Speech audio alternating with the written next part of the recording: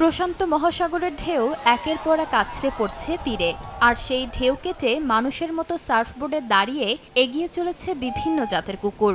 কেউ ভারসাম্য ধরে রাখছে, কেউ আবার ঢেউয়ের সঙ্গে তাল মিলিয়ে পৌঁছে যাচ্ছে গন্তব্যে। প্রতিযোগিতার চেয়ে যেন আনন্দ, মানুষ ও পোষা প্রাণীর অসাধারণ সম্পর্কই হয়ে উঠেছে দিনের সবচেয়ে বড় আকর্ষণ। এবারের প্রতিযোগিতায় সবার নজর কেড়েছে ৬ বছর বয়সী ফ্রেঞ্চ বুলডগ ইজা। টানা পঞ্চমবারের মতো অংশ নিচ্ছে সে। তার মালিক জানান, ছোটবেলা থেকেই সমুদ্রের সঙ্গে পরিচয় ইজার।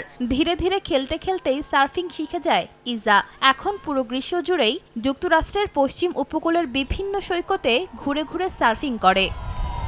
Okay, so Isa's 6 years old.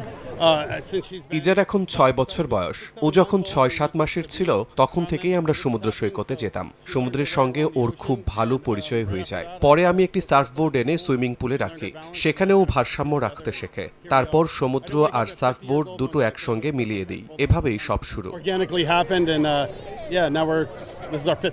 AKS অর্জন করলো গিনেস ওয়ার্ল্ড রেকর্ডস।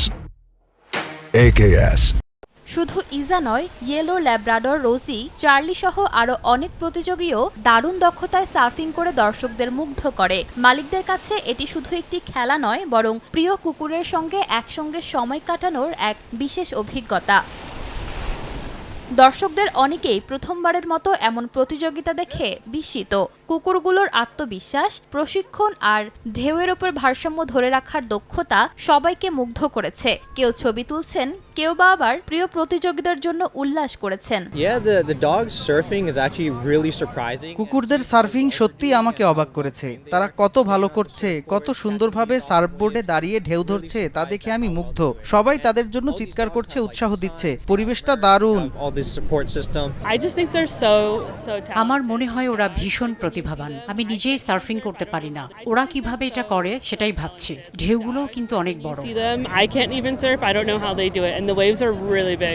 মানুষ আর তার সবচেয়ে বিশ্বস্ত সঙ্গীর এই ব্যতিক্রমী সমন্বয় ক্যালিফোর্নিয়ার এই প্রতিযোগিতাকে পরিণত করে আনন্দ, ভালোবাসা আর অসাধারণ বন্ধনের এক অনন্য উৎসবে। প্রতি বছরই বিভিন্ন জাতের কুকুর ও তাদের মালিকেরা অংশ নেন এই প্রতিযোগিতায়।